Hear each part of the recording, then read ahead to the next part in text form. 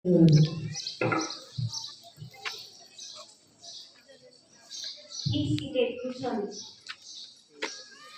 ఉన్న శాసనసభ్యులకు మరియు మంత్రివర్యులకు నా యొక్క నమస్కారాలు. ఈ కుర్చీకి కుడి ఎడమలు తేడా లేవు, అన్నీ సమానమే. ఎటువంటి భేదాలు లేకుండా అందరికీ గ్రాసు వలె న్యాయాన్ని అందిస్తానని నా యొక్క మనవి. గౌరవనీయులైన వ్యవసాయ శాఖ మంత్రి గారు మీ యొక్క సప్లిమెంటరీ క్వశ్చన్ అడగవలసిందిగా కోరుతున్నాను.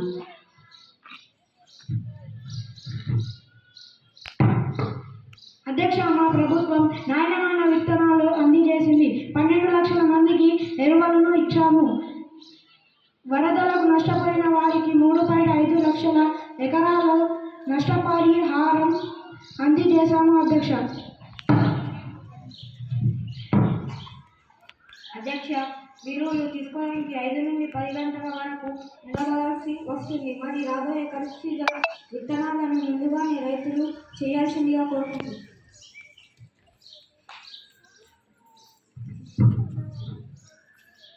గౌరవనీయులైన విద్యాశాఖ మంత్రి గారు బ్యాగుల బరువుపై మీ అభిప్రాయం చెప్పగలరు?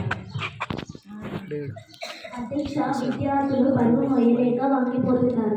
నేటి విద్యా వ్యవస్థపై మీ అభిప్రాయం? అధ్యక్ష, మన ప్రభుత్వం బ్యాగుల బరువు గురించి ఆలోచించే సెమిస్టర్ సిస్టమ్ అమలు పరిచారు. దీనిలో సగం పుస్తకాలు 6 నెలలు, మిగతా సగం పుస్తకాలు 5 నెలలుగా విభజించారు. దీనిలో భాగంగా నో బ్యాగెట్ అని ప్రతి శనివారం రోజున నిర్వహించాము. గౌరవనీయులైన విద్యుత్ శాఖ మంత్రి గారు 24011 క్వశ్చన్ క్లారిటీ ఇవ్వాలి. అధ్యక్ష, పిల్లలు 5 స్పీడ్లో ఫోన్లో కట్టుకుని ఉంటున్నారు. దీనిపై మీరు 2 స్పీడ్లో ఉన్నారు, చెప్పండి. 24 గంటల విద్యుత్ ఎట్లా కనిపిస్తుంది? అధ్యక్ష, మా మైకులు కట్ చేశారు. అధ్యక్ష,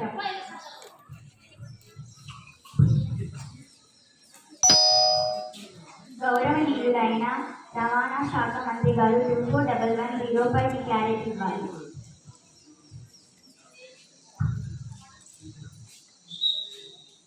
అధ్యక్ష, రోడ్లను చాలా నాలుగు వెహికల్స్ వెళ్లేలాగా రోడ్లను వెడల్పుగా విస్తరింపజేస్తున్నారు. 14 సంవత్సరాల పిల్లలు వాహనాలను డ్రైవింగ్ వారిపై కఠిన చర్యలు తీసుకుంటున్నారు.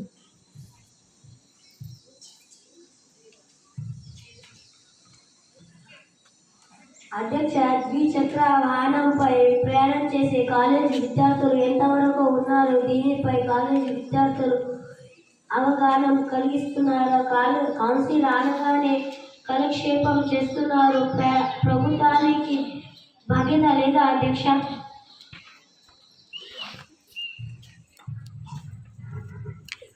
గౌరవనీయులైన దేవాదాయ శాఖ మంత్రి గారు మీ క్వశ్చన్ క్లారిటీ ఇవ్వాలి. అధ్యక్ష, దేవాలయాల అభివృద్ధి కారణంగా అనేక దేవాలయాలు కట్టడం జరిగింది. అధ్యక్ష, ప్రతి గ్రామాలలో దేవాలయాలు అభివృద్ధి చెందుతున్నాయి. దానికి మాకు గర్వంగానే ఉంది. కానీ నేటి యువత గుడిలోకి జీన్స్ టీషర్ట్ వేసుకొని వెంట్రుకలు విరబూసుకొని వెళ్తున్నారు. దీనిపై మీ అభిప్రాయం చెప్పండి. అధ్యక్ష, చెప్పండి. అధ్యక్ష, దీని కారణంగా కొన్ని దేవాలయాల్లో బాలబాలికలు సాంప్రదాయ దుస్తులలోనే అనుమతున్నాయి. జీన్స్ షర్ట్స్ నిషేధించడం జరిగింది. అధ్యక్ష,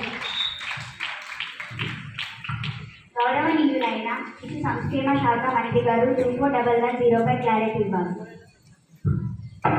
అధ్యక్ష, మా ప్రభుత్వం వచ్చినప్పటి నుండి పిల్లల పెరుగుదలకు పాలు, గుడ్లు, మంచి పోషకాలు ఉన్న ఆహారాలు ఇస్తున్నాం. ఎక్కడ అధ్యక్ష? 10 మంది పిల్లలు ఉంటే 20 గుడ్లు రాస్తున్నారు. ఇంకా 10 గుడ్లు ఎక్కడికి వెళ్తున్నాయి? అధ్యక్ష, దీనిపైన మీ అభిప్రాయం ఏంటి?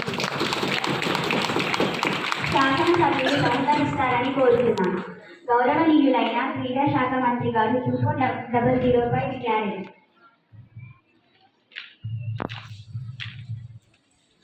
అధ్యక్ష, క్రీడలకు వెళ్తున్నాం కానీ మనకు బంగారు పథకాలు రావడం లేదు. దీనిపై మీ అధ్యక్ష, క్రీడలను ప్రోత్సహించడం కోసం ఈ సంవత్సరం నుండి ఢిల్లీ డండా ప్రకృతి ఆటలను కూడా ఒలింపిక్స్లో పెట్టాలని కోరుకుంటున్నాం.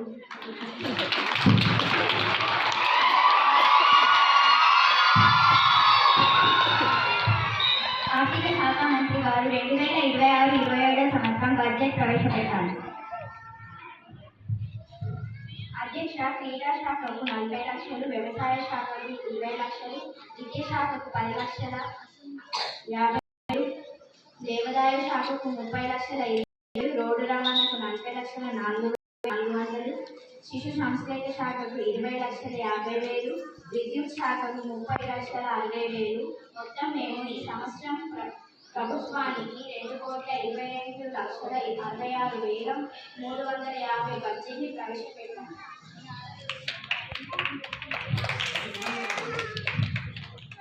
ఇది ఎక్కడ న్యాయం అధ్యక్ష? నేటి ప్రభుత్వం విద్యాశాఖకే ఎందుకు ఇంత తక్కువ బడ్జెట్ని ప్రవేశపెడుతున్నారు?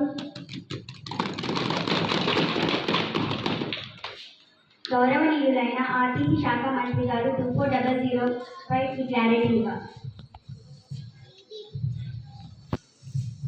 అధ్యక్ష, మహిళలకు మహాలక్ష్మి పథకం ఉచిత బస్సు సౌకర్యం కల్పిస్తున్నాం. దీనివల్ల ఎందరో పేద మహిళలకు లాభం జరుగుతుంది. దీనివల్ల చేకూరుతున్నాం అధ్యక్ష. అధ్యక్ష, ఈ ఉచిత పథకాల వలన ప్రజలు సోమారిపోతులుగా మారుతున్నారు. మహాలక్ష్మి పథకం వలన ఏ బస్సులు చూసినా మహిళలే కనిపిస్తున్నారు. కనీసం పురుషులు డబ్బులు పెట్టి టికెట్ తీసుకున్నా కూర్చోవడానికి సీట్లు కూడా దొరకడం లేదు అధ్యక్ష.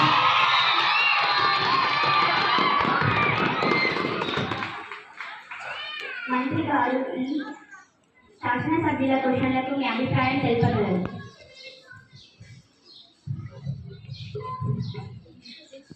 అధ్యక్ష, సభలో అడిగిన ప్రశ్నలకు చెంపదెబ్బల్లోని సమాధానం నా దగ్గర ఉంది అధ్యక్ష.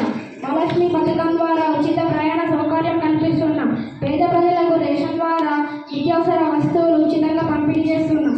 ఆసరా పెన్షన్ వృద్ధులకు, బీడీ కార్మికులకు, వికలాంగులకు సహాయం చేస్తున్నాం. రైతులు మరణం తర్వాత వారికి తక్షణ సహాయం కింద 5 లక్షలు ఇస్తున్నాం. పేద ప్రజలకు 200 యూనిట్లు ఉచితంగా విద్యుత్ను సరఫరా చేస్తున్నాం అధ్యక్ష.